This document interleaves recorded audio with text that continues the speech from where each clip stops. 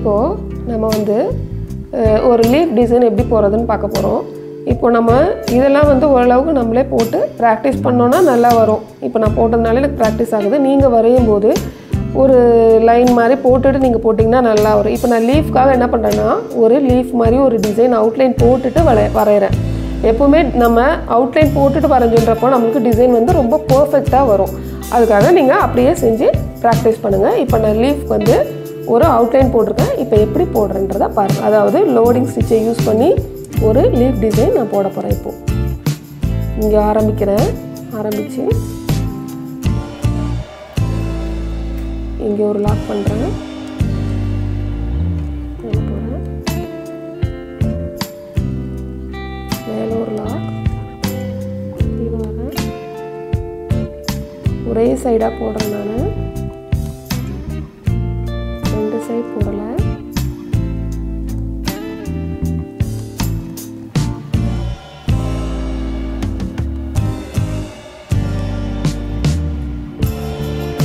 Loading stitch நம்ம நல்லா practice பண்ணிட்டோன்றப்போ வந்து நம்மளுக்கு ஓரளவுக்கு நல்லா ஸ்பீடு வரும்.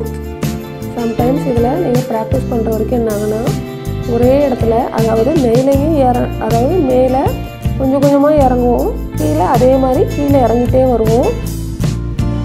ஒரே இடத்துல குத்துனீங்கன்னா துணி கிழிய ஆரம்பிச்சிடும்.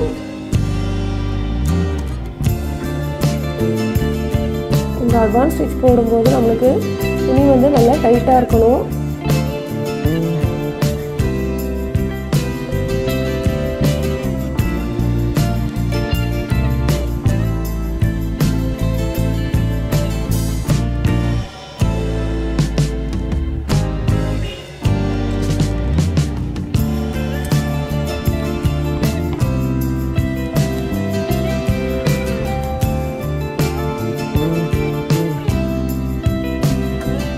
லோடிங் ஸ்டிச் எப்படி போடுவேன்னு தெரியல. ஃபஸ்ட்டு ஒரு லாங் செயின் போடுவோம். அப்புறம் கீழே ஒரு சின்னதாக ஒரு செயின், அதுதான் என்னன்னு சொல்லுவேன் லாக்குன்னு சொல்லுவேன்.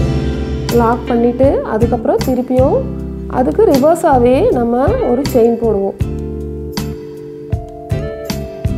இங்கே ஒரு லாக் பண்ணுறேன். இப்போ திருப்பி ரிவர்ஸில் வரேன்.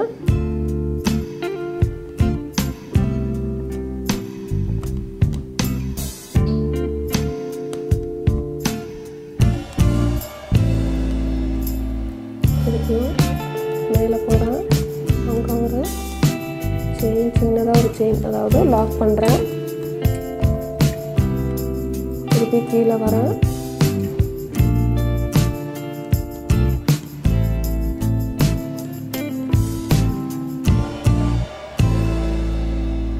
ஒரு லாக். திருப்பியும் கீழே வரேன்.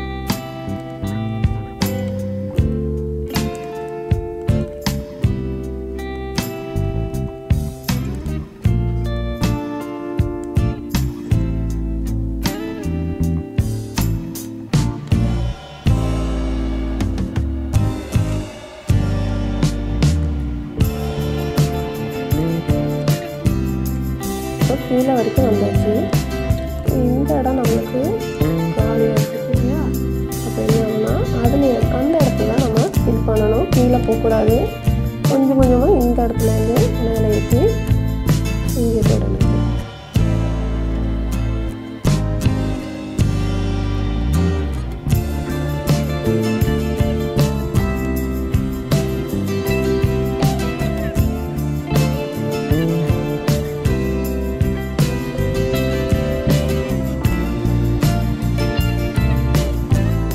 இடத்த எப்படி ஃபில் பண்ணேன்னு பார்த்தீங்கன்னா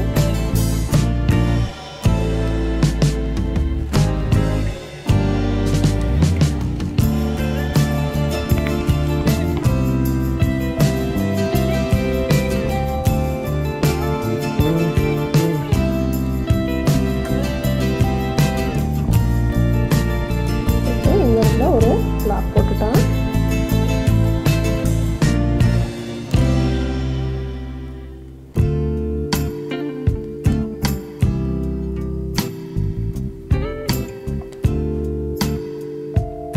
போட்டலாம். இந்த இடத்துல ஒரு ஆஃப் முடிஞ்சிருச்சு.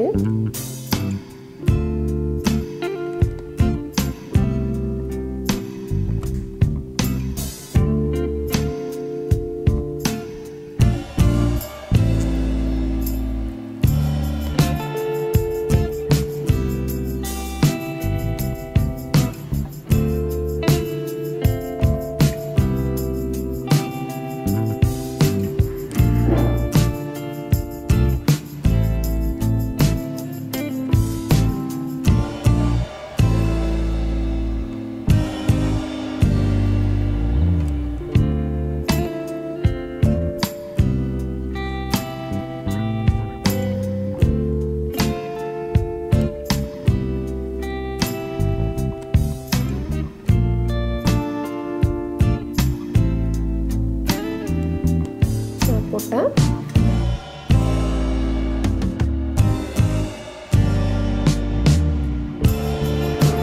இப்போ இந்த சைடு நம்ம ஸ்டார்ட் பண்ணி முடிக்க போகிறோம். லீஃபுக்கு சேம் அதே ப்ரொசீஜர் தான்.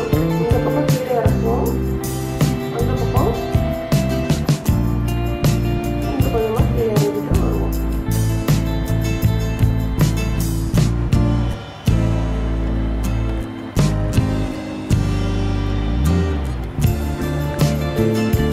ஒரே லைனில் கரெக்டாக வரணும்.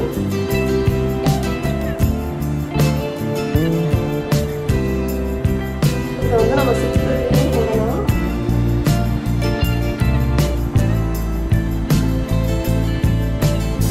இப்போ நம்ம அந்த சைடில் போட்ட மாதிரியே இந்த சைடும் வெட்டி பண்ணுறாச்சு. லைனாக முடிச்சிட்டோம். அதனால இந்த சைடை மட்டும் நான் கவர் பண்ணிக்கிட்டு இருக்கேன்.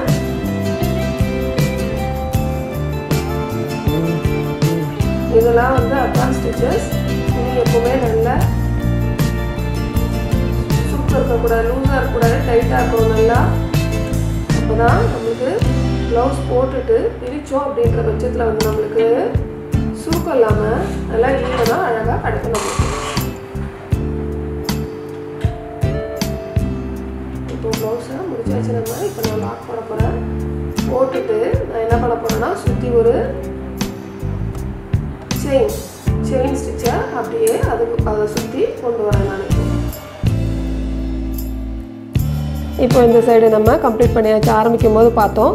இப்போ வந்து ஓரளவுக்கு இந்த சைடு பூரா கவர் பண்ணிட்டேன். இது வரைக்கும் வந்து இங்கேருந்து ஷார்ட் ஆக்கி இப்போ என்ன பண்ணுறேன்னா முடிச்சு போடாமல் ஃபுல்லாக ஒரு லைன் செயின் ஸ்டிச்சை நான் போட்டுடுறேன். இதில் செயின் ஸ்டிச்சும் கொடுக்கலாம். கிராண்டாக இருக்கணும் அப்படின்னு நீங்கள் ஃபீல் பண்ணிங்கன்னா சுகர் பீடு, டியூபு எது வேணாலும் கொடுக்கலாம்.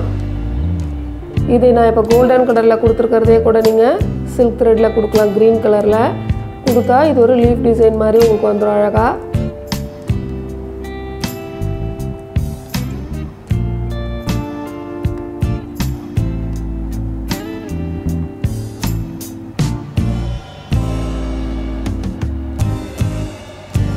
லோடிங் ஸ்டிச் வச்சு எப்படி ஒரு லீஃப் போடுறதுன்றத பார்த்தாச்சு நம்ம.